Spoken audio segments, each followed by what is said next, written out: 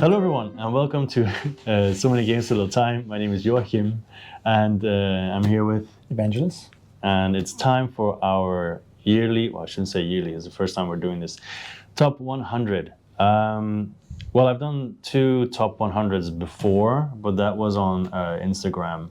And yeah, if you feel like digging through photographs, you can try to find that. But anyway, I'll mention it when stuff went up or down. I'm sitting on a really squeaky chair. And another thing, I just recovered from COVID, so sometimes I might be coughing, but I'll try to keep it at a minimum.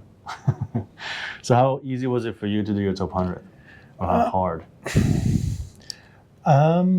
No, it was pretty straightforward. Just as long as you put them all the games, I was just entering the games and just deciding which ones to use as my basis. How many games did you enter to start the 100? 180. I did 240. Oh my goodness, Yeah. That's even more. How did it? Because PubMeeple always says, because we use PubMeeple, it always says how many combinations or things that you have to do. Do you remember how much they said? No, I can't remember. Because I remember for me it was already like more than 1,000. Yeah, But then I deleted a bunch of them as I was going through it because they're in Belgium and I haven't played them in years or stuff like that. But I think in the end, yeah, 180. Yeah, but 240, I cannot imagine. it didn't take as long. I think, yeah, it kind of starts to phase out certain games after a while. Yeah. In the thing. And then afterwards, you just edit some stuff to see. Yeah, you tweak it here and there. Yeah. All right. So we'll be doing as so many people do online. We'll do 10 videos of 10 games each time. And we'll do the snake. Sure. Yeah. All right. Cool. So I suggest that you start. Me start. Okay. So for this 10, from 100 to 91, a lot of the games are a little bit more obscure, but games I actually really do like and I do vouch for. Actually, before we start, yes. How many crossovers do you think we'll have out of 100 games? I would say 10 to 15. I'll say, okay, so would you say over or under 15? Let's put it that. Under. Okay, I'll say over. We'll see. Over. Yeah, I think so. Especially the last 50 or something. I think. Perhaps, but you have very different taste. That's his way of saying that I have shitty taste. The shoe fits. It fits so well. All right. Yeah. Sorry, I interrupted you. Number 100. The first game I'm actually happy it sneaked in is the game called Way of the Panda. Is it Kung Fu Panda the game? No, it's a game by Simon. It's like a medium to heavy Euro game by Simon. It comes with these very cute little plastic miniatures, like Simon does. But it's actually really interesting route building Euro game with a very interesting worker placement mechanism where there's like this table where you place the workers and you block space for everyone else. You choose your actions on this grid. It's actually really, really clever, really good. I think underappreciated. How old is it? It's about 4 years old. I have no idea what It was one of those non-Kickstarter games they released. Yeah. And it's very beautiful, very pretty. I really do like it, and I think it's underappreciated gem. Yeah, 4 or 5 years ago, I was still a slave to the Dice Tower. So I would just mostly find my games through the Dice Tower. They actually got a good review on Dice Tower. So it as I said, I think it's one of those games people just didn't connect with Simon, so they didn't give it a chance. Or maybe Simon didn't promote as well as they promote their more miniature heavy games. But I really do like it. Okay, cool. Can you solo it? Because back then solo wasn't a thing, right? No. Okay. Unfortunately not. All right. Okay. Sure. Cool. So my number 100, I'm sure you'll know it. I think many people will. It's a very small game. It is Japanese. Only has just a bunch of cards and tokens. It's Hanamikoji. Recently, they also released Geisha's Road, and it's kind of in there as well, but I still prefer the original one. So basically you have a bunch of geishas, is it 7, probably 7 or something, and then they're in the middle of the table, and it's a two-player game, so across from you is the other person. And then you have X amount of cards, I think 5 or 6, and then on your turn you draw one, and then you can do one of 4 actions. And when you do the action, you flip it over. But the other person has the exact same actions that they can do, and those actions are often like, okay, I choose 3 cards from my hand, I reveal them, I get to keep 2, you 1, or the other way around, and then you make the choice, and then these cards are actually the instruments or the items the geishas like, and then you put them with the geisha it belongs to. The point being, at the end of the game, you're hoping that you have more cards on your side, so the values are added up. And if you are able to persuade 4 geishas to your side, you win. Or if you have 13 points in total, I think, of the values of the cards, the geishas cards, then you also win. And if it's a tie, you just do another round, but the geishas stay, so the state of the board stays. So the games never really last long, and the actions that you can do are just really cool. For example, one of them is remove 1 card from the game. Of course, you know which one is gone, but they don't. Another one is you give 2 sets of cards, and then the other person can choose. So sometimes it can be actually quite funny if it's like all the same color, and it's like, okay, choose or whatever, or you know, stuff like that. So it's really short, but it's fun. It is beautiful. It is a small box game. And Geisha's Road builds on that a little bit, also adds a little campaign and everything, and that's all fine. But I still just see it as the base game being the best, especially because you can just take it on holiday and play it wherever, as long as you have a little bit of space. That's it. Do you have many of these small box games? Because I don't think I have any. I have several. I'm not sure how many crept in this top 100. I think there's maybe a couple more. And the reason why it's in there is because my top 100 is based on how much I still want to play it. Yes. And so that can actually be that a really good game has dropped down, not because it's inherently really good, but just because I maybe played it too much or something else came out that's slightly better. And there might be a game on 125 that's technically better than Hanamikoji, but it doesn't appeal to me as much. Also, I visited the area in Japan where the game is based on. Okay, that was kind of fun too. Anyway, so that was my number 100.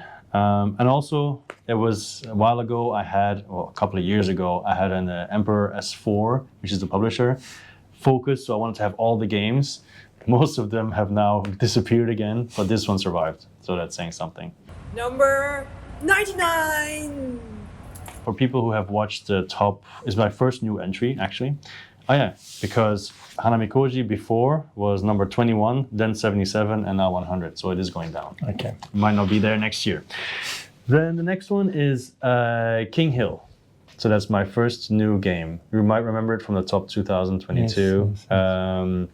So yeah, once again, a 2-player game. It's kind of surprising how many 2-player games are on here because I don't play with my wife, but I was able to play a lot last year and the year before that. So that's why I think they are all in there with other people, obviously.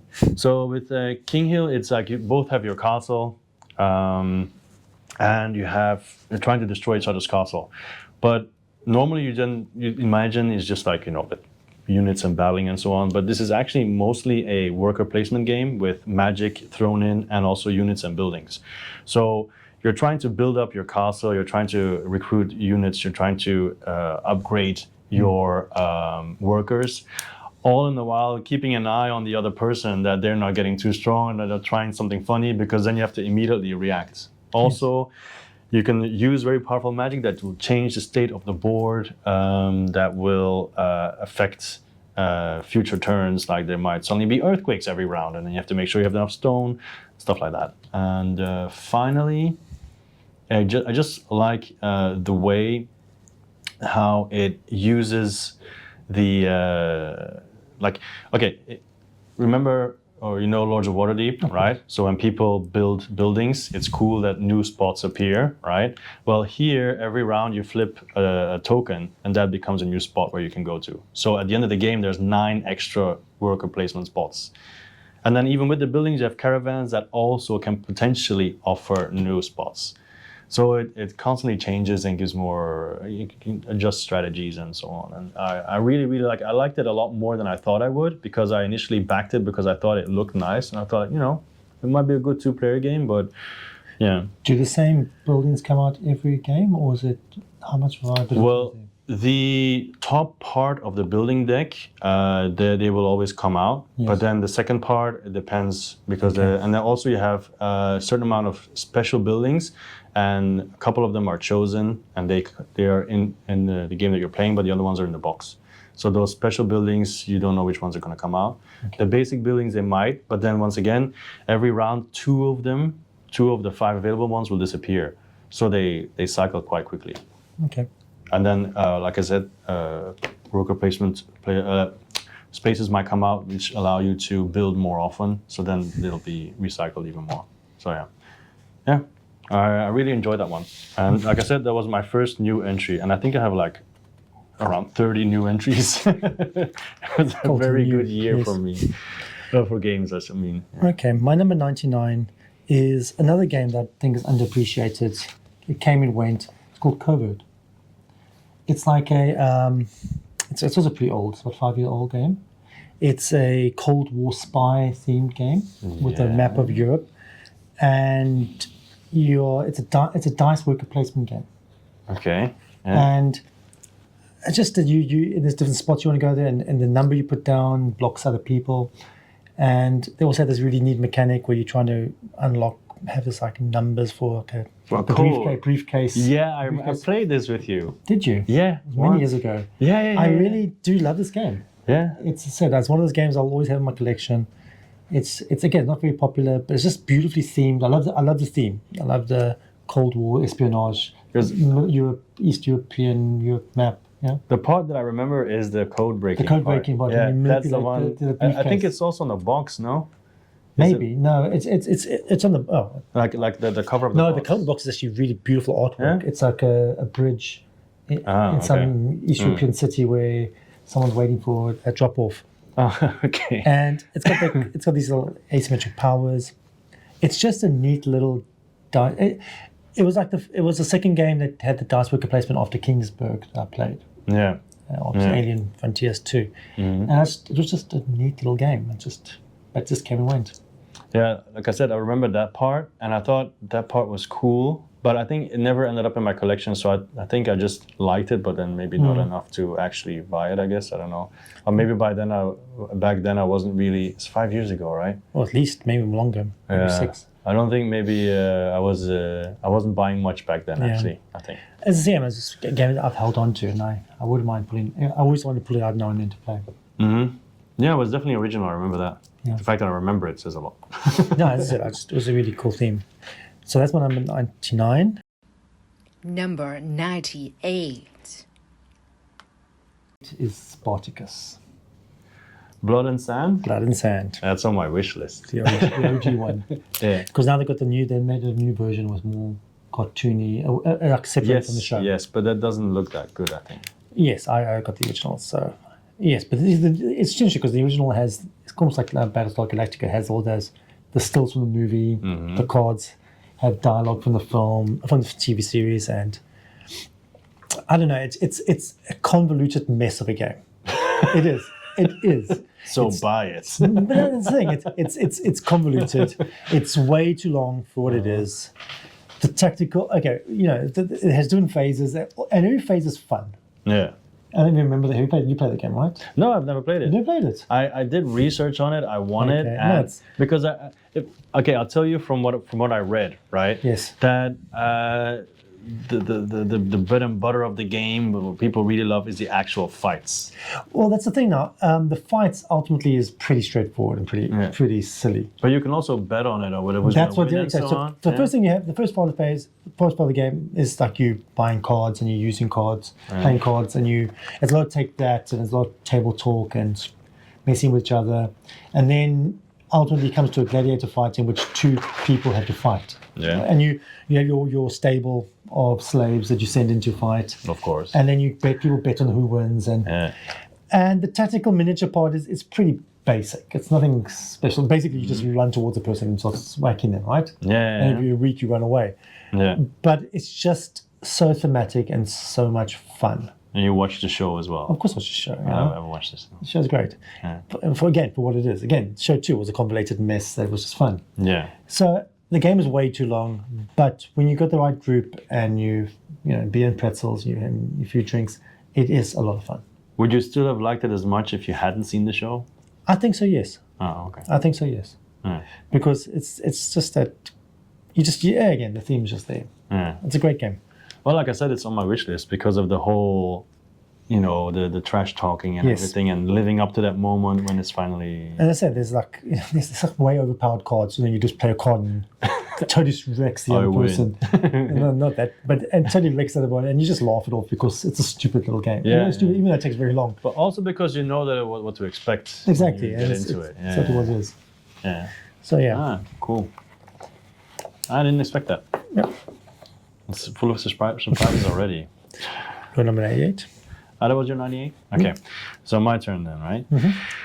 Okay, my 98, I'm sure you also won't expect. It's who knows? It's a game with planes, and the designer created it as a memory or to his father, who used to be a pilot in that area.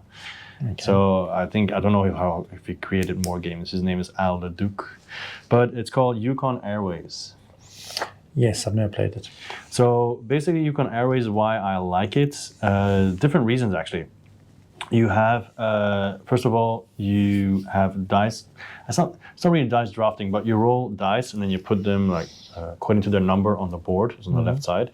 And then when it's your turn, you can draft a die. Of course, if you take a die that's in a specific area, it'll be free. But if you can also move the die up and down, and then you have to pay money for it and so on, if I remember correctly. And then the second phase is basically the dice are the passengers. So you're loading them up in your plane, and then you have like a whole map of the Yukon area. Okay. And then you're trying to get as far as possible because it gives you more money. But you have a certain amount of cards that will, on the cards you'll have destinations, but also have certain symbols. If you match them, you'll get more powerful rewards. And that's cool because in all the areas there are cubes. So you can collect the cubes, which will then go on your own mini map, which will also give you endgame scoring. But the best part is your player board that has it looks like a cockpit, right? But it has so many, I think it has more than 10, like 15 or 16 upgrades. All kinds of different upgrades that you can do. So every round when it finishes, you can spend money, to upgrade stuff. And there's so many choices, so many directions you can go. Increase your draw, so you can draw more cards. Increase your hands, so you can hold more cards. Expand your plane, so you can hold more dice. What else was there? Get more fuel, because you have to pay fuel to try to get to the farthest areas. Increase the bonus for the amount of cubes that you have on your map. Things like there's so many things that the first time you play, you're like, what am I supposed to do? And then the second run is like, hey, you did this, you did that, I really like that upgrade, I'm going to do that too now. So you're actually learning actively from people around you, because everyone's just trying. So what's the weight of the game? Is I it would like still say Ticket to Ride weight, or is it It's a little bit higher because of the all the upgrades that you have to do, and also the fact that the cards have destinations, but you can also just use them for the icons that can give you extra bonuses, and also the fact that you're moving the dice around. So it's a little bit heavier. I wouldn't call it a gateway game necessarily, but just let's say medium to light. It's like a step farther than Ticket to Ride, because Ticket to Ride is very simple. Yes. But it's another game that I never thought I would like that much. But because I think this is not the first time it's on my list. It used to be 87, now it's 98, so it went down a little bit. But there's 30 new games on there. So actually you could argue it went up. But because I play it now and then, and most of the time I play with people who are new to board games. It's one of the games that I will use to introduce them before I go over to the heavy stuff, and they always like it and they always want to play again. And that always reinvigorates my love for it. Because one of the things that I'm planning on doing now is just randomizing my list of games, and then just whatever comes up to the front is play it. So I get to play more stuff that I might ignore because of the Kickstarter craziness every week. But yeah, so I think that's the reason mostly why it's there. And then the whole backstory that this guy created this game in memory of his father is because he was a pilot is like kind of like, oh, it's cool, you know. It's a nice gesture, and the game itself is quite good as well. Number 97. You definitely know. I don't know if you'll like it because you don't like king making, right? Yes. And this game can definitely suffer from king making, and it's in space. Cosmic Encounters. Yes, exactly. I've never lost it though, but I never won it outright either. Yeah. So the reason why I thought about editing the list and putting it below 100 because it's been a while now that I've played it, and because I had it, I sold it, I bought it again. I have an Etsy insert that's still not assembled. You know, it's all together, and I know I want to play it. I love it, but it's been a while. Do you have the expansions? Well, I used to have all of them, but now I only have like one because I'll get more when I start playing again. Yeah. But I just like the chaos. Just like there's so many factional races, whatever, and they all play so differently, and some are just plain hilarious. So I should probably, for the people who haven't heard of Cosmic Encounter before, is you have your own planets in front of you with your ships on them, and every round you're basically going to attack someone and send your ships there, and then you go around the table asking people, you want to join me? And then the defender can also ask people for them to join, and then you add up all the ships and you play cards face down which have value, and then you flip them over, and then whoever has the highest value wins. That's the basic. But that's not the game. The game is the powers that everybody has because they're all wild. You have like the green powers, which are the beginner ones, but the red ones are the complicated ones or the super crazy ones. It's like some people want to lose, so they'll join the defender and hope they lose because then they get points and stuff like that. And you're trying to get how many points? 10 points or something, I guess? Something like that. A certain amount of points. Yeah. But then the problem with the king making is that people just do whatever until someone is almost going to win, and then you band together, and then some people are just like, you know what, I'm third now, no way I can win, I can just be happy with second. And like, whatever, I'll join you. And they'll be like, ugh. So it can end in a dud. But then, you know, most of the time, I think about 80% of the time I had really good games. Never really bothered me all that much because you just want to, because even in the deck of cards that you draw with the numbers, you also have your special power in there. So you can actually trade with other people to try to get your special power, or they can actually use like a watered down version of your power. So all that is just the beauty of the game. It's like chaos. It's group dependent, the game. Yes, yeah, for sure. Yeah. It's just the fun is just that there's so many races, and every game will be different. Yeah, and I'm trying to think of more examples of what you could do. Like there's one I think that could it only has one planet or something, and artifacts and there's expansion you can add and so on. Yeah. Just crazy stuff. And there's so many expansions. Also, there's one expansion that's custom made by fans basically, that they all send in the powers and then they actually created it. So you can imagine the replayability is through the roof. Isn't the new one a campaign? I have no idea, but I know I have a mix of the. I'm not sure. I have the special edition. They have like see-through, transparent ships, but then the expansion doesn't. So now I have like fully colored, but then those can be painted as well down the line. Honestly, if I'm like 80 years old and I ran out of stuff to paint, and I don't shake too much. So basically that's Cosmic Encounter. It definitely has a future once I start getting out there more again to play, once my daughters are older or whatever. We'll see. Well, all right, you're 97. My 97, Cosmic Encounter did not make my list. Oh, I'm surprised. But the game, the game that does 97 actually kind of replaces it because it's my only negotiation game I own. I really like. And it's another game that came and went, and I don't think it gets enough love as it deserves. And maybe it's for the same reason that was from Simon. This one's from Fantasy Flight. This is Evangelos, which is set in the Netlin Runner universe. Mm-hmm. Have you played the game? Do you know I've the game? heard of it, but I don't know anything about It's it. pure negotiation. Yeah. You negotiating like so basically it's like you different corporations.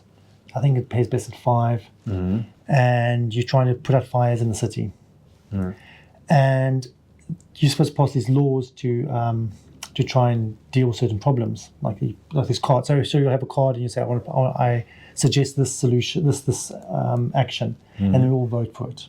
Yeah. But what happens is, what mainly makes the game interesting is that it's not about points who wins. It's as long as you all get a random corporation, and you got your corporation with your asymmetric power, but then you get a card with another corporation's name, and your job is simply to beat that person.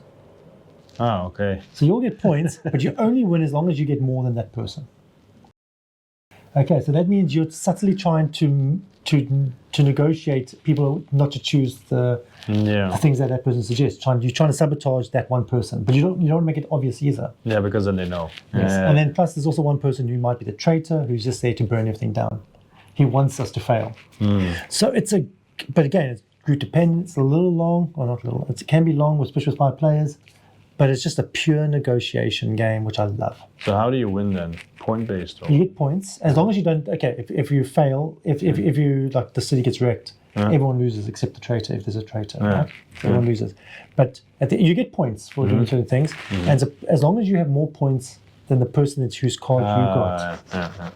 Yeah, so it reminds me a bit of Nemesis. Like you can't win unless you do something your to that thing. effect, right? Yeah. But it's more subtle than that because you're. Like, say, if you're my nemesis for this game, so you suggest something that benefits you but benefits the city, I have to try and convince everybody not to support you because I don't want you to do well. But at the same time, I can't make it obvious that I'm. Yeah. So it's a great negotiation game. Needs the right group, and again, I think it's a really underappreciated gem. Well, it sounds really interesting. It is. And again, I'd love to play it again, but again, you got to get that right 5 players. I can see the box cover in front of me, but I guess I never really checked it out. No, as I said, it's one of those games. Again, maybe because it's Fantasy Flight, no one gave it a chance. Well, I don't know. Yeah, because it's not their traditional big box games. Yeah. But again, it's one of those games that they tried something different, didn't get the traction, and then they go back to making card games. Don't make me laugh. Sorry. So that's my 97. Number 96. Is we played this game. I don't know if it's on your list. Together, as an English teacher, I should teach the text it is based on. Shakespeare. No, it's have that one too, Abomination. Oh, okay, we have Shakespeare too, though. The game. Maybe Abomination. Abomination, the Air Frankenstein. Yeah, I remember playing that. Yes, Yeah. I really do like the game. It's got a great theme. Again, I'm not saying convoluted. There are certain. It's not elegant. It's delightfully gruesome. It's gruesome, and it's incredibly thematic. I love the game. It's a worker placement game, which I love, and the theme's great. It's a little long. It's a little, as I said, it's not elegant. It's got too many gears hanging onto it. Yeah. But it's still a lot of fun. But I remember the reason why I didn't buy it was because of the length. Yes, and there is a shortened version. Yes. They released. Yeah. But it's still longer than it still pushes at the. But does it take away from the game, the shortened version? No. Oh, okay. Yeah. It basically just gives you a head start. Oh, okay. A little bit like Terraforming Mars Prelude. Yeah. It especially gives you a head start, and they skip 1 or 2 rounds. Yeah. Because I thought it was really good. I mean, of course, I think most people like the fact that you actually building Frankenstein right, with the bones and then putting the monster. Yeah. So putting it on top of it and everything, yes. and you flip the switch too, and you roll the dice. Yeah. I think there's certain things about it that the luck. There's a luck problem too. You roll the dice that you damage the body, and that might again make the game longer because you have to recover from that. Yeah. But and maybe there could be more worker spots, more interesting worker spots. Sometimes they get a bit boring. But just the idea of the lab and the city and placing things. But I think also, once again, if you know that going in, that it can be a bit long, and then it's fine, because you can really also make it's already very thematic, but then once again you can add some music and everything. Plus, to it comes with an app now with music, okay. and it speaks the dialogue. You remember there was a slight story, element from it. Mm-hmm. They got like an app that does the voiceover and everything. So as I said, it's this low on the list because it's not perfect. It is flawed, but it's a great flawed game. Yeah, I really do like it. Okay, so my 96 is another one that's going to make you go like, huh, okay. It's another small box game. Might be the last one though, I'm not sure. And it has to do with a city, building a city. Flip City. No. I used to own that a long time ago. I really had that one. Yeah, but no, not that one. It's Sprawlopolis. Oh, I never played it. Yeah. There's actually now also like an agriculture one that came out, but I don't have that one. But basically, Sprawlopolis is like just a tiny deck of cards, and what I really like is you have your typical parts of the city, industrial and everything else, but on the back side of every card there is like a requirement, like to gain points. Like, okay, have X amount of roads and stuff like that. But every card has it. So in the beginning of the game, you just shuffle, take out 3, and then those are the ones that score this game. And the rest of the cards, you're just going to use to try to create, try to get as many points as possible. So I think you have like 2 cards in your hands, or 3, I think 2 cards, or 3, whatever. And then whenever you play one, you take a new one, and that's just the game. And the cards aren't just next to each other, they can also overlap and so on. And then you just, at the end of the game, you add up your score. And then you can also add up the numbers on the requirement cards to see if you've passed or not. So if you fail, you can just, go again. It's really cool because the replayability is so high because of all the different combinations you can have for the requirements, the endgame scoring and so on. And you can take it anywhere, again. Like I can take it on holiday and just play whenever. There's another game called Yukio, which is like a Japanese version that didn't manage to make the 100, but same idea. I mean, there's multiple games now. Same thing as like cartographers and so on. The same idea. You have the cards that tell you what to do, and then you just create your own little city. And you had the residential areas, you have the industrial areas, you have the parks, I think, you have the roads and everything. Is there a villain? Well, I wouldn't play with other people. I think it's like solo only for me. I mean, you can play with other people. It's a solo game. Well, you can play with other people, but it's a bit like you're still just both trying to do the same thing that you might as well just do by yourself. I wouldn't play with other people, honestly. Well, unless if people are really interested, maybe. But I wouldn't do it at a meetup or whatever. Okay. I think it's solo mostly. Because if you play with more people, they just also have cards. It's like, okay, now you play it. Not even that, I think you just hand your hand over to them and then they do it and then they hand it back to you. So, yeah, I never played with more people. It was always solo for me. And it's been in my top 100 for a while because it used to be 43, and then 82, and now 96. So it's been going down as well. For only 14 spaces, so it's not that much. Like Cosmic Encounter dropped way more. Yeah, so I think that's about it. I don't think there's any other small games, but it's just mostly because of the fact that it gives me the ability to play a game on holiday if I want to. No, that's that. Put a game in your back pocket. Yeah. Of course, the more it's in your pocket, the easier you'll destroy it. But yeah.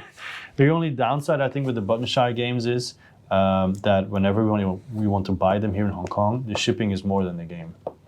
So I'm like, so when I'm in Europe, I pick them up, but otherwise I don't.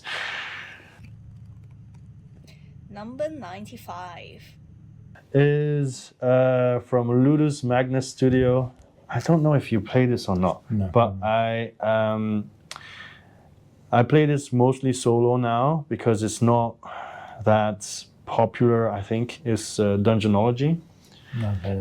It's special to me because it's the first game that I painted, the very first game. So I painted everything in it. So it used to be number 9, then 43, and now 95. So it dropped 52 spots. And the reason for that is because I finally accepted that this is not really a game I play with other people. And why? In Dungeonology, you are a scholar basically, and you're going into a dungeon, but you're not going there to defeat monsters or whatever. You're going there to study them. So you're trying to go, you move around. It's very, very beautiful. You move around. You're trying to pick up cubes, which are information, and you're trying to get a certain amount of cubes to get a certain value, which is what the critters that you're examining require, which you don't know in the beginning. During the game, you can actually look at it, and then you just go back to the beginning and you hand in your thesis, and that's it. But there's also a boss going around, of course. There's chances that the boss might find you. And solo, it's all kind of fine, that's okay. But if you play with multiple people, you always have a hand of cards, also solo. But with other people, you're supposed to, it's a bit like Cosmic Encounter. Your games like that, everything is fine until you see, someone's kind of like winning, and then you try to stop each other. So if you're trying to get information, you have to play a certain amount of value to get that information, but other people can play cards to block you. So, I do +2, so now I have to add 2 more. How does solo work then? Solo, you also play the cards, but then it's like randomly drawn. Random, okay. Yeah, you have like a deck that does that. Okay. So, but with other people, it's like you need to be mean. You can play without being mean, but then it's just like, it kind of takes away from the game a little bit.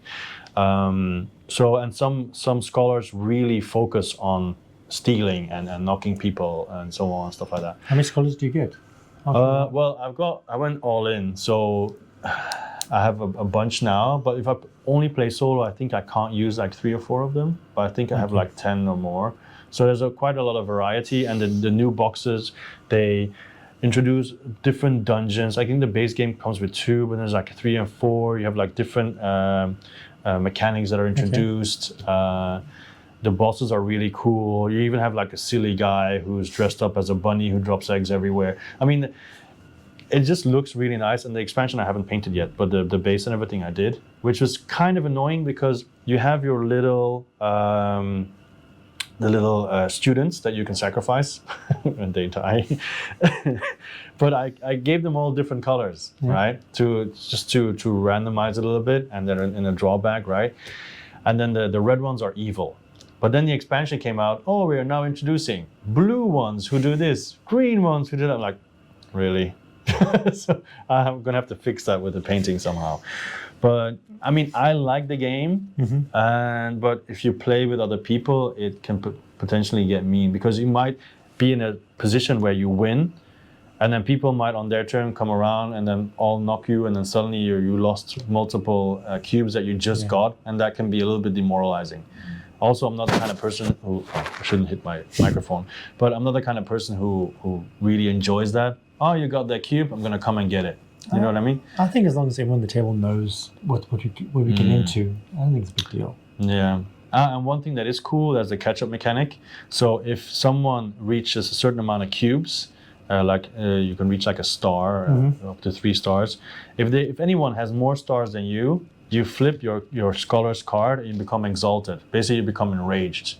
So suddenly your powers are twice as powerful, and then your stats change until you also reach that same level, and then you go back to normal. So it's also kind of like a tricky stuff. And every round, you take out at certain points you take out students, and if an evil one comes out, then the game speeds up. So at the end, if no one is finished yet, something might happen that will slowly disintegrate or has certain effects on the dungeon. And so it's like, run! So the ending is kind of cool as well. But I think even if you look at BGG, it doesn't get the highest score. I mean, it's not 5 or whatever, but it's 6 something, I think. So I don't know. And people were also very upset with the Kickstarter because it was like 2-year delay. I think that's the reason why it's got negative reviews. Because even when I got it and I made a video, people accused me of getting it for free and promoting it for the company, which of course I didn't. But yeah, anyway. Okay. So yeah, that was Dungeonology. I was curious to see if it's going to be on there next year. We'll see. Okay.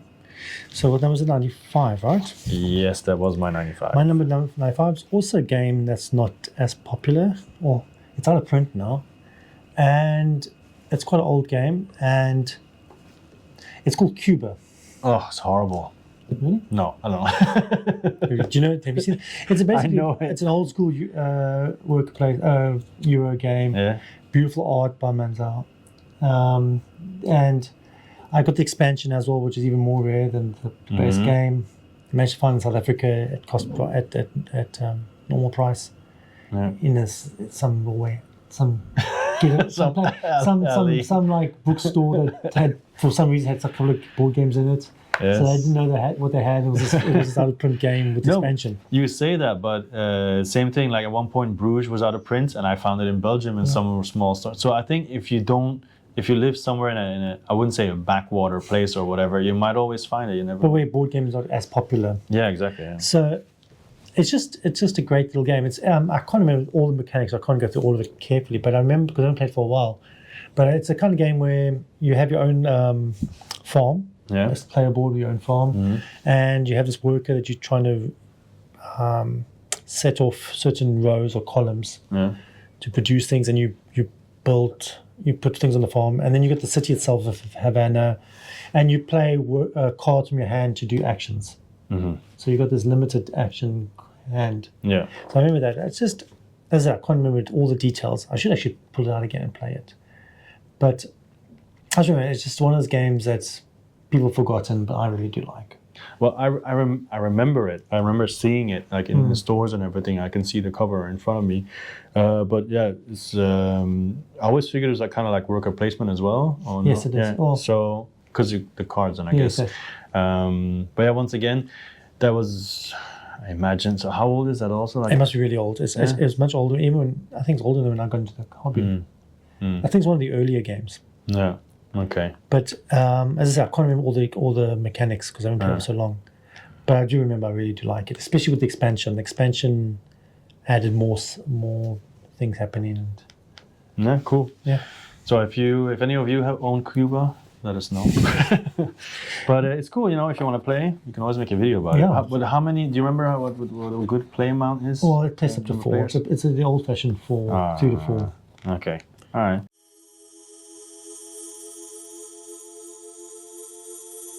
'94.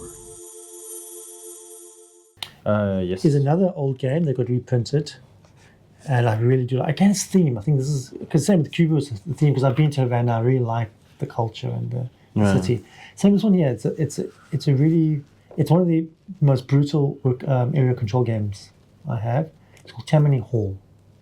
I can see the box. Yeah. Yes, I can always see the box. It's set in the like the Gangs of New York period of American history, like the film. And you're basically trying to get influence in boroughs before the elections. Yeah. And it's incredibly cutthroat. And it's also like you negotiate each other and you cut each other off. And the best part about it is like at the end of every round, after every election cycle, when someone becomes the mayor, he gets points. And then he's got a list of roles, which are basically powers. Yeah. So basically he's got to decide on his his cabinet. So he's going to decide, okay, you're going to be this person with this power. You're going to be the head of police. You're going to be this. So you basically, you get the points for coming first, but you're also giving powers to everyone else. It's kind of a good balancing act. Obviously, you're going to give the strongest power to the guy who's lowest down the pecking order, and you're going to give. So it's a really neat mechanic. It's like a double-edged sword. Yes. Yeah. And it's just, again, a really thematic area control game. Would you argue it's a little bit like Lords of Waterdeep in a way that you do not want to be leading because then everyone's going to give you those mandatory quests and knock you back? Is it better to be like in second place a little bit? I haven't played the game for a while, but I think you need the points. I think the game is really tight. Oh, okay. The game is really tight and it's really competitive. Yeah. And as I said, it's incredibly cutthroat. It's a very cutthroat game. Very much cutthroat game. And it's just a really fun game. And again, the history comes through and it's just... Yeah. It sounds very interesting. Not typically my kind of game, the cutthroat style, but but then again, if the game is just pure cutthroat, then it's okay. It's cutthroat and negotiation, and you're trying to influence certain. What happens is it's all about different ethnic groups in different areas. Yeah. So it's the Irish, the Italians, the British. I can't remember right. And so you really work in one borough and then someone else will come undercut you, or there's like you can basically spread rumors about someone, so he loses popularity in the zone. That sounds cool. It's very it's a lot of fun. Yeah. All right. Nice. Okay. All right. My next one, 95, was it? No, 94. 94, yeah. Used to be 28, it went down to 60, and now it's 94. So it dropped 34 places. Once again, 30 new ones, so it's not that bad. And I played it with you. And it's a dice game, and I really liked it. And I think you were surprised when I told you that I bought it and I also bought the expansion. You're like, oh, you really like it that much? Nations a dice game. Yeah, I really, really, really like that a lot. Because I like dice in general, and in Nations, you have your own nation, and I do feel like the expansion is a must, because then you have the asymmetric nations, the boards. The basic ones also have the same, right? Yes. But the expansion, Unrest, adds that. So you have your own nation, and a certain amount of basic dice you start with, and then you have different ages. I think 3 or 4 ages. I think so. And then you have a bunch of tiles, basically locations and buildings or areas. And on those dice, you can have swords, which basically give you military power. You have money, you have food, Culture. and culture, yeah. And then basically you roll, and then you decide what you're going to do. You can use 1 or 2 one action per turn, and the other person switches to switch. And so you can use money to buy the buildings, which might give you more dice or might give you food or whatever. You can use the swords to conquer lands, which are also on that board to take it. So you immediately, when the tiles come out in the beginning, you're like, oh, I want this one. I hope you have a shitty roll so you can't get it or something like that. You have a chance to re-roll with certain chips, but then but that's your turn to re-roll. Or later on, you have the chips that let you re-roll and immediately use it. Those are It was the expansion, wasn't it? Yeah, I think so. That's like the black with the orange thing Yeah, that's inside of it. expansion. Yeah, but then the reroll, it was you give up your turn, and then it might be bad, and like now it's even worse. But then you basically every age you also have some objectives, like whoever has the most food or the most power, whatever, and also the culture, like the book track, right? The culture track, also important on how far you are. So there's multiple things you keep an eye out on, and just getting the new, more special dice. Like some dice are more focused on culture, some dice are more focused on military and so on. And then with Unrest, you have a die that gives you double of a lot of stuff, but might also give you a red fist, I think, which basically means, unrest. You can't do anything for a turn. It's like push your luck thing. Yeah, but it always reminds me of Civilization, the video game, where there's like, no, your city is in unrest. The best thing I like about that game is, I don't know if you've ever played Nations, the actual game, the card game. No. There was a whole phase when it was the dice game version of this or the card game version of this. Yeah. There was a thing with the dice game. Nations of Dice game is probably the best condensation of a game into a dice form, because whenever you play it, it really does feel like a shorter, cleaner version of the actual. Because the actual game is long, right? It's very long, but a lot of the mechanics, a lot of elements of that game, which is very much, it's like Through the Ages. It's like a different version of Through the Ages. But when you play the dice game, it feels the same. Because it's everything. The culture is exactly the same. The grabbing the tiles is exactly the same. Getting your money, it's so similar, and it's incredible when you play the dice game. It feels like you're playing a condensed version of the real thing. There's one thing I don't like about the game. What? One thing, that is the back of the age art, tiles. not the art. No. The art is okay, but it's difficult to discern age from it, because there's like, this one is a little bit darker. This one's a little bit dark. Like, is this age 2 or 3? That's awful. That's a bit annoying in setup. But I don't like the art though. Whatever. It could be prettier. It could be. Yeah. But that could always be prettier. Kingsburg. Anyway, so that was my number 94. Number, what is it again? 93? Yes. Number 93. So this used to be 89, and now it's 93, so only 4 spots difference. And that is a game that, once again, I don't see many people at all talking about it. I don't see it in any lists. It never pops up anywhere. I have the app. I have the physical game. I'll like it, but it is a bit of a chore. Yes. But it's Master of Wills. Do you know it? No. So a lot of it is the theme, because it's cyberpunk. Okay. Super cyberpunk. And basically you have a board, You have your side. Once again, 2-player game. You have your side. You can also play it solo apparently now. So you have your side. I have my side. We both have a faction. We have like a bunch of factions came out. Quite expensive actually if you want to buy stuff. So you have your faction, and then you have a bunch of regular cards, like a whole pile shuffled. And let's say the game starts, 4 of them come out. And on those, you have different types of cards, all kind of different colors. They do different things and so on. But all of them have a number, or numbers in the bottom, in the top left. So it might say like orange -2, black +2, blue +1. What that means is if I activate that card, right? Then, because it's always gonna, if it's a blue card, it's gonna always have a blue number as well. So I do whatever it says. So let's say blue 2, the blue card will move 2 spots to my side. And if it says orange -1, I'm gonna take an orange card and move it once to your side. Okay. So that's how you move the cards to the side. But it can also be there's cards that are on your side already. Let's say there's a black card there and it's a black +3, then I can use your card to move it to my side. And every card has a value. And the point is at the end of the game that you have the highest value on your side of all the cards together. Okay. So you can imagine the upkeep near the end of the game is like, how much do I have? And the column on the right, there's like 3 columns, that's stuck. But when the cards get there, they're stuck. You can't move them. But that means that I can move a card that's like -12 all the way to your side and it's stuck. So now you have -12 already. And those cards also have some special icons sometimes, which allows you to, because in your hand, you have a bunch of cards as well, special cards, to play it. And they might be like, have like a huge impact. For example, okay, I play this card, it allows me to kill 4 religious people, because there's like one of the faction religions, or 4 religious is the only one I remember. Nothing against religious people. For, I don't know, soldiers or whatever. Okay. Or maybe it allows me to, what's some of the other stuff, reveal 5 cards and I can keep all the oranges that come out and put it to my side. So those special cards, they can be really powerful and swing a game. So it can be very swingy, but I just like the art. I like the way it works. The app is pretty cool as well because it works a little bit like an LCG. As you, the more games you play, you unlock more cards and stuff like that. And then you can form your own deck and do deck building and all that kind of stuff. And once again, all the different factions feel differently as well. Like some of them will focus a lot on moving cards. Some will be killing. But even if you kill cards, they go to a stack. And later on, you might have something, you can take from the graveyard and put them back in play.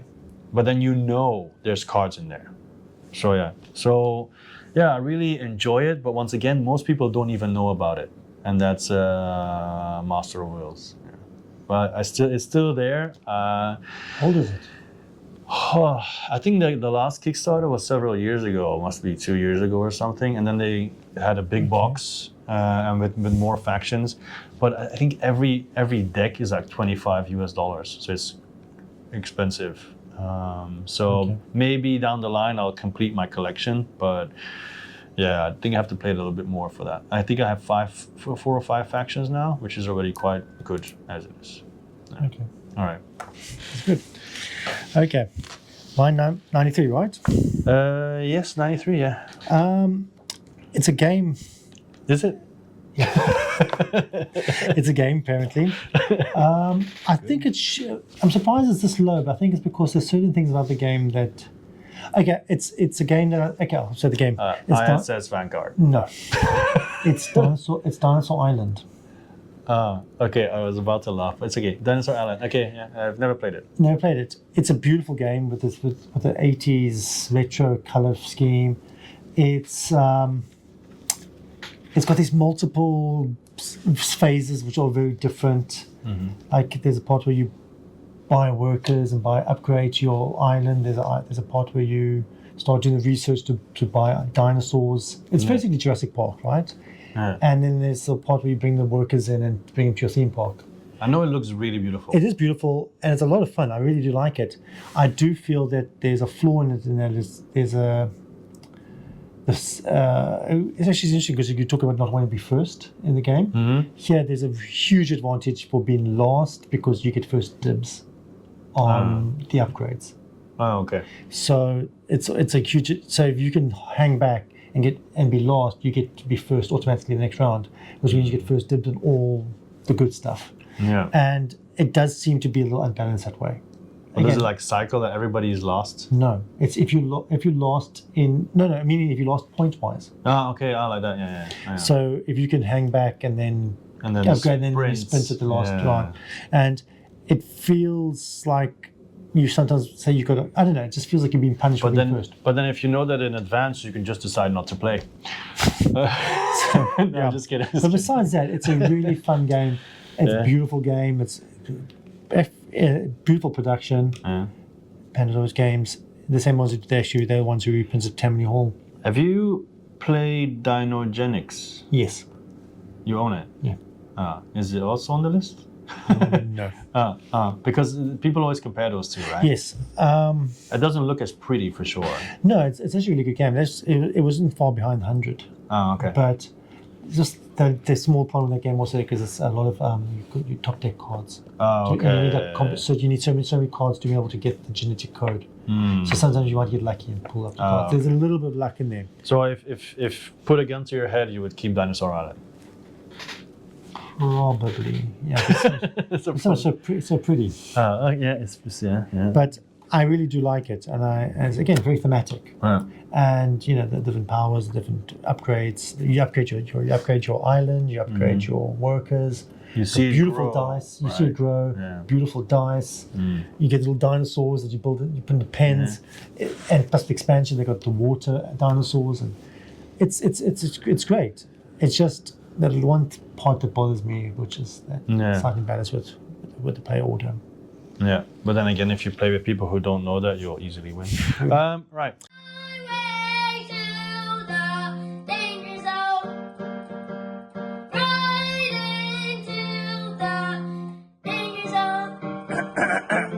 Number 92. Again, I'm surprised it's low. And because when it came out, it was like, this is like one of the greatest games ever. It's Dead of Winter. I was going to say Rising Sun. Dead of Winter. Oh, but yeah, right. Yeah, Dead of Winter has been it's an old game now, right? Yes. Yeah. Have you played it? No. Never played it. Yeah, it's weird because it was back in the day when I was still super active in the meetup group we did here, and still alive in Hong Kong. Still good. It was super popular. When it came I know out. everybody Super, was super. playing it, but then I was also hosting myself, and I didn't own it, so I guess I never got to play it. I think something that put me off was the trader element. It's the best part. Yeah, but then people said it made the game too difficult to win because they said it's already difficult. It doesn't need the trader to make it even more difficult. But I think they put the trade in there so you don't trust everybody. Yeah. I think that's the whole idea. And it's also semi-co-op because everyone's got their own personal goal. It looks pretty though. It's pretty, and it's just incredibly thematic. It's probably one of the only. I don't have many cooperative games. It's one of the few cooperative games I've gotten yet. But it's just a fun game. It's just again thematic. It feels like you're in. It's supposed to be like Walking Dead the game. Yeah. So you feel like you're in Walking Dead world. You're struggling with the zombies, but at the same time you're really struggling with each other, which is the common trope now with zombie games. Like who's the real undead? Is the inhumane ones already each other? Who's the real monster? Is the humans, right? Yeah. And you're struggling to survive and to keep the zombies at bay. You're searching, going around the city searching. You go in teams. It's incredibly thematic. It's negotiation. It's a lot of fun. I really do love it. Would you like it even more? Because back then there wasn't a mini rush or hype. Would you like it even more if it had minis instead of the standees? I think so. Yeah. Who doesn't love? Who doesn't love? Well, you can use your zombie side minis, right? True. In that game. But as I said, I'm surprised it's this low. Yeah. But just because I haven't played it for so long, perhaps. Maybe, but I think that's a problem with Kickstarter. Kickstarter? No. Kickstarter, With Kickstarter now, because we're both avid Kickstarter fans. Yes. We have games coming in every other week. We feel obliged to play those games. Yeah, of course. Yeah. So then you don't necessarily go back to your library or whatever as much as you should. Which is, like I said, I want to force myself to How do you play think them about all. when I host meetup to have at least once a month an old game? Yeah, exactly. Yeah. And then I think I would force myself to randomize. Otherwise, I'll always just Pick the same ones. yeah. Okay, Okay. that's number 92, right? Yes. So I had to laugh when you said Dinosaur Island because mine 92, and maybe you'll roll your eyes. I don't know. It's also with dinosaurs. It's Draftosaurus. I'll tell you why. Because I only got it like a month ago or something, and it is really high. But then because it's dinosaurs, that's already very attractive in general. Okay. It is so easy to explain. It is so easy to game to play. It is short. Takes like 10 minutes or whatever. Played it a bunch with my students. They all loved it. They all wanted to play again and again and again. And I can just see myself playing this with anyone, anywhere, at any time. And yeah, maybe it's also a little bit cult of the new for me in that case because it's so fresh. But I cannot see myself actively getting tired of this because I like the fact that you go into the bag, you draw the dinosaurs. People have no idea what you have in your hand the first round anyway, and then you just secretly take one and then you pass it around. Very bad for COVID, but aside from that, I just really thought it was cool because then you can actually see people actively pushing their luck with the T-Rexes and so on, and are trying to get as many. It's easy to, at a glance, to know what people are doing and trying and so on. And I don't know, because even my students were doing trash talk and everything. So it'd be weird maybe for Draftosaurus. Okay. It is high. Once again, if you look specifically at how good is a game per se, it might not be in the top 100, might not be in the top 200, who knows. But just the enjoyment and the easiness, I don't know. I think everybody changes, and for me, it's like I used to be all hardcore Euro and all that kind of stuff, and the last year I've slowly opened the door back to other games, and I think that kind of like it's true. And like you said, where the shoe fits, and the shoe shits. 91. En Spanish, 91. It is went from 56 to 85 to 91 now. It's a very wondrous game. It gives it away. It's 7 wonders, and the reason for that is once again, it's clean. It's such a clean game. And I like that you can play it in 40 minutes and it will be done. Yeah. If people know what they're doing, 40 minutes, it's done. And it plays any number. Yeah. Well, not 3. No, sorry, not 2. Not 2. Because 2, you just abuse the dummy player. Yeah. But 3 onwards, 3 to 7, doesn't matter. You just keep going. 40 minutes. People, the first game they play, they'll be like, oh, they might get destroyed. But then the second game, they're immediately competitive. But the games are so quick anyway. Yeah, exactly. They get destroyed. That's the advantage. You can play like 3 games easily in one night. And it's not easy. Because people seem to sometimes say this is a gateway game. I don't really think so, because if they don't play games often, it's quite challenging to get the mechanics and everything. I think they can pick it up quickly after a couple of games. Yeah, but then it's already a couple of games. Some people might stop after the first, whatever. It happened to me in the past where they're like meh. And so I think if they have I would play this after like Ticket to Ride or whatever, and then just to get an idea of the group, because I think it's a little bit too much. For example, the last round with all the guild cards and everything. Scoring cards, yeah. So basically, the first game is always going to be a learning game. While if someone who has played games before, you can just say, "Oh, there's end game scoring cards at the end," and they'll know. It's fine. But yeah, just like you said, it's so clean. It goes so fast. It looks okay. It's not super beautiful, but it's fine. The new edition is quite pretty. Yeah, and I've got Seven Wonders Architects, but I haven't played it yet, so I don't know. Apparently, for many people, it replaced the Seven Wonders. They just announced a new expansion for it, for Seven Wonders.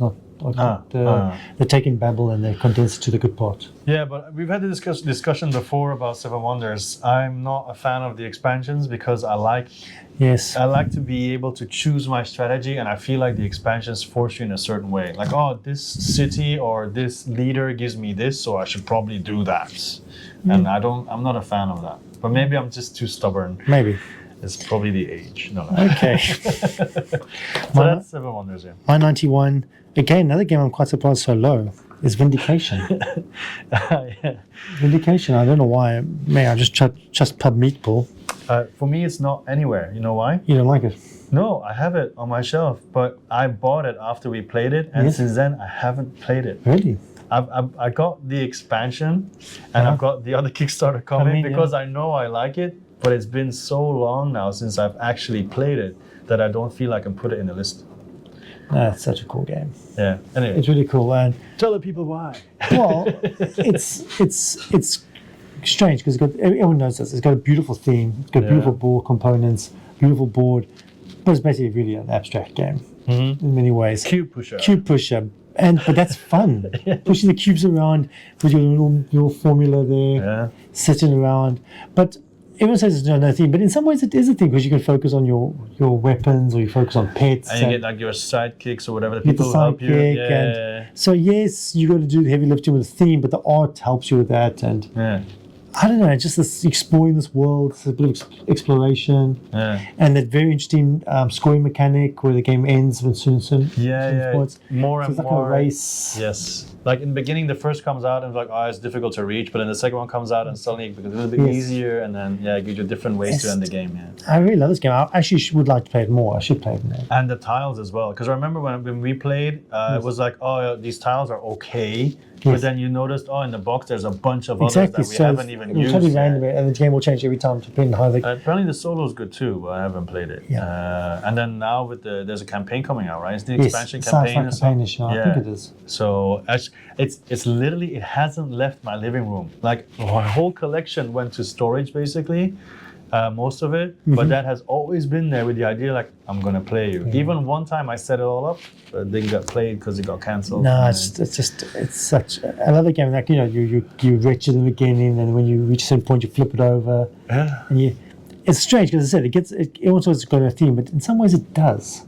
Yeah. Yeah, it's very enjoyable. It's And very you enjoyable. do battles as well. Again, it's abstracted, but still, the theme. We is did make a little bit of fun of the name Vindication. Like, Vindication. oh, I'm a bastard. I need to be Vindicate myself. better. And I also liked upgrading Yes. your mount or whatever. Yes, you that's get right, a horse I after forgot a about while, that, yes. and then you can go So faster. you can show up first time. It made a huge difference. As And well. there's kind of a little area control where you can try and get people to Yeah. give you something when they go there. Yeah, well, talking about it seems like I remember quite a bit. Maybe I should have put it in, but yeah, it's definitely a good game. Yeah. Definitely a good game. Yeah, that's why it's still there, and the big box is coming and everything. I'm looking forward to so- that with nice trays and everything. Yeah, maybe if it's a bigger spot in my I'll play it But it's got all these miniatures. That's all they're pointless, but I want to paint. Yes, they does. Yeah, They're they very suffer pretty. from the Awakened Realms, the pointless minis disease. But Used to be, not anymore. But yeah. okay, All right, so I guess we'll stop here. We are immediately going to record another one. But yeah, so we'll see you next time. Feel free to leave some comments about whatever you feel like sharing. And yeah, we'll see you on the other side. cheers. Bye.